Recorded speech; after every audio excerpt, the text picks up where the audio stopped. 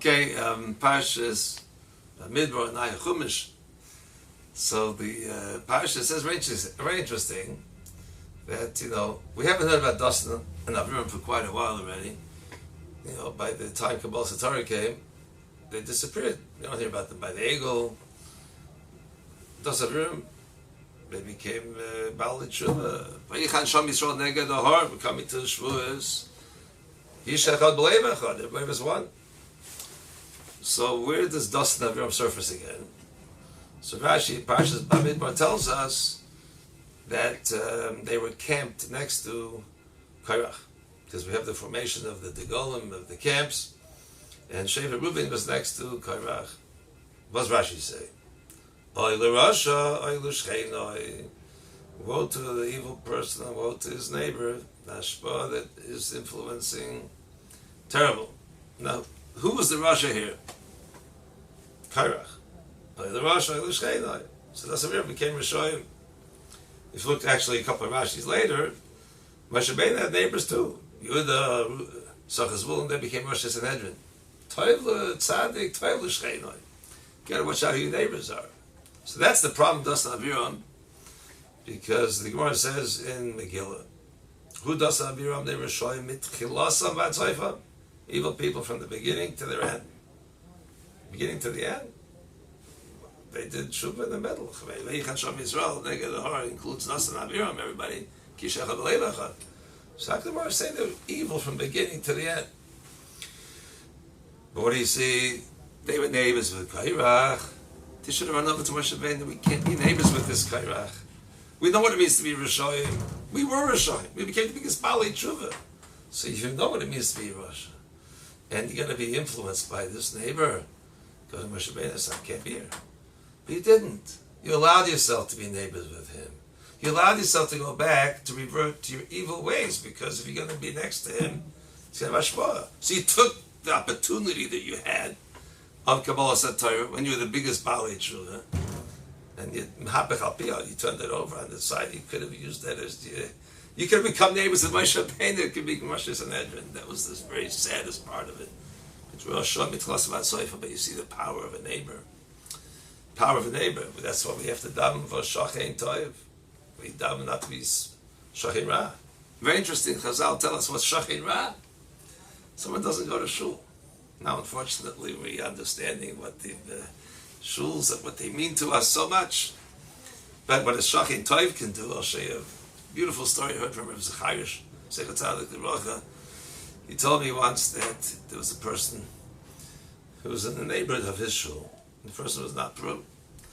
And one day he comes with talis and tefillin. Didn't know where he got it from.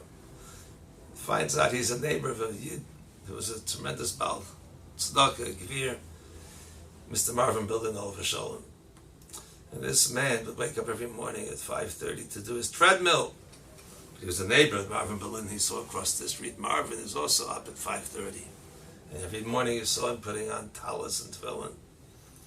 Now he knew Marvin Berlin owned 200 carpet stores across the United States of America. He was a very, very busy man.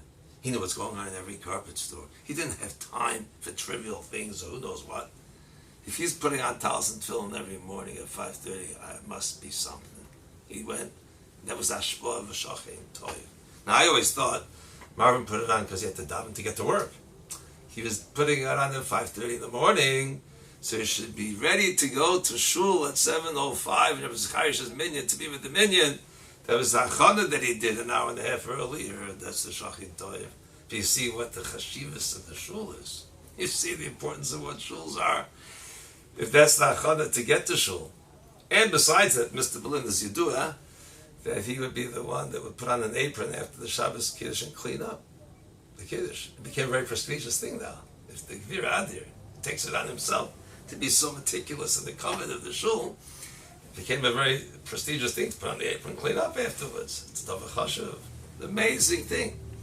That's Ashpah, tremendous. Rabbi Zacharias Tzadik L'Rocha once told me an amazing line also we have to use. It's probably the best line I ever heard. When we started Kaidal Dirshu in Detroit,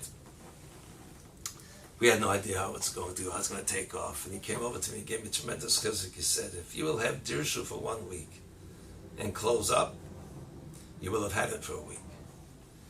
The power of a person, there's no such thing as failure. The only time there's failure is like Dosa Avira, when you took it and you turned it upside down.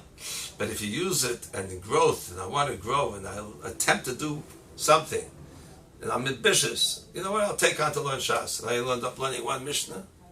I never failed. I learned the Mishnah. There's never such a thing as failure. Take the plunge. You'll always grow something from it.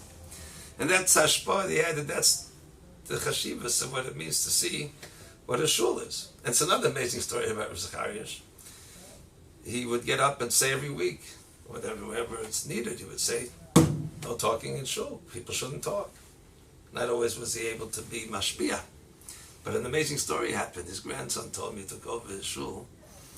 He got up also, he said, announcement, people shouldn't talk, and he gets a call from a woman. Said, I'd like to meet you, Rabbi Yundif. She comes down to him and says to him, you know, you mentioned Shabbos that we shouldn't talk in shul.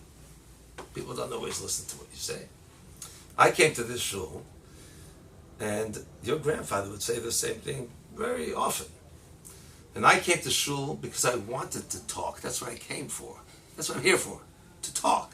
So when the rabbi gets up and says, don't talk in shul, he wasn't talking to me, because that's what I'm here for. He must be talking to everybody else. That's what I lived. And then, one day it hit me, when he said the announcement again, not to talk in shul, says, you know what? Maybe he's talking to me. And from then on, I've never spoken shul. Unbelievable. We're living this at Tkufa, where a bunch of them took away the shuls from us. Obviously, yesh din v'yesh dayan, mida knega mida, we don't have to be neviim, but certainly we can appreciate what it means as shul. The base Hashem, the base Knesses, and to have such an understanding that maybe Hashem's talking to me. We all are in this situation, the whole world. Every Malkim was suffering the same situation, so every person has somewhere that he can think of something, but personally that I can improve on with regards to shul. Hashem will see that we want. Hashem has the koyach. He took it away, give it back to us. It's a valid discuss. We can learn to appreciate what the shul means. It's coming now. The shul is the Matan Torah of Klal Yisrael. It's hachana. It's preparation time, and now it's some time where we're talking. The governor this, the governor that. Let's get easing up. It's all about Shalom. If He gives us allow us to come back and we show that we can appreciate what it is. I heard an amazing drasha. Someone allowed me to listen to this. Rabbi Baruch Rosenblum in Eretz Yisrael. Unbelievable. I'm not going to do justice to what he said, but he says many things. And one of the things he said, every base medrash, every base knesses is a base hamikdash. We all know mikdash ma'at, but he puts it to psukim in Chazal. And if we understand it's an aim of the base hamikdash of the person whose house, of the one who belongs to the house of Kadosh Baruch Hu's house, and we come along and realize that the base hamikdash is where the Kabbalah are avoida. If we note, the last time people were in shul is Parashas Vayakel, Pikudei, Holchom Vayikra is passed. Vikra's Kabbalas. The Shalom Farms will say the Hashem will accept our words, but it's skupnish to the Koran. We daven, Hashem is avoida l'vir. We want to have the base Mikdash back again. If we can understand the power of that, he said an amazing word.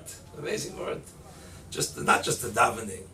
But the place becomes infused with Kedusha. He said, Yo Navi came, and he used to meet with Reb Shimon Yechoy. So he said, he used to learn with him. But he said, who's going to be my dear Shimon Yechoy was in the cave that the Caesar died? He's standing outside the cave, and he said, who's going to be my dear? What do you mean? Walk in and tell him. You learn with him every day. You can tell him that the Caesar died. He said, what do you mean? It's Kedusha. I can't walk in and tell him news that the Caesar died. He's standing outside. I have to mention it. The chashiva is the covet of the makkah of the place. Then he says something hair-raising. It said, Tach v'tat, the terrible Shemamneki, Machshmoi v'zichroi, the pogroms that they did against the Yidden. I can't go and describe it today. Tisha B'Av is the day you can talk about it.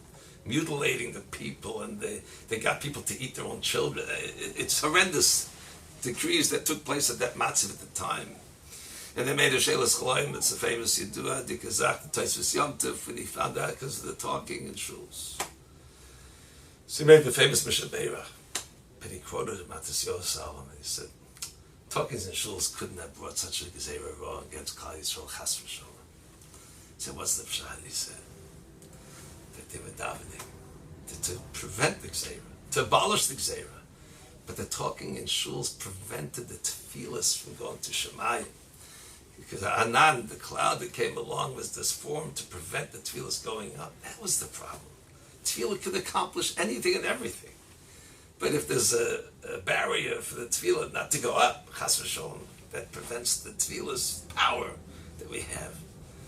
So if we understand what there is to appreciate, the Beis HaKnesses, Beis HaMedrash, the Makom of the Shekhinah, HaKadosh Baruch Hu's house, if we can appreciate the Kedushas HaMakom and the power of tefillah that Klal Yisrael has, and now really in a sense, they made it that every Jewish bias becomes a Beis Knesses. Every person davens. The bias of a Yid is a Malek Kedusha. It depends what you bring into the house too. You don't want to be able to make a chatzitza from the tefillahs going up. From the other things you might have chalila and the bias. Hashem is showing us each house. Shechanti b'soicha lechad v'echad. Can be gvaldig shechina in each one of us, in each one of our homes. And it's a tremendous ace, a time where Klal Yisrael is going through this situation. The world itself is much less chet. It's becoming cleaner in a sense. Less crime, less nus, tayevis. There's a certain hachana that's being taking place. Just the very pollution is down. That shows on the mitzias of the chet pollution chalila v'chas. And if everyone can utilize this opportune time to appreciate what tefillah is, what a Beis Knesses is, Beis Medrash is, ultimately we can appreciate the Beis HaMikdash too. We have no concept of what this means, what we daven for, what we yearn for. But at least now that we push it, a yearning, the Beis Knesses, the Beis Medrash, that we have the Mikdash Ma'at, that can bring us to a yearning of the Beis HaMikdash, HaGadol, the Baruch Shalom's home, that we can daven to be allowed back into his home here, and it can bring us Be'ez Hashem back to the home in Eretz Yisrael. I'd say that Doisha B'Korv should be this man Gula Shlema B'Korv.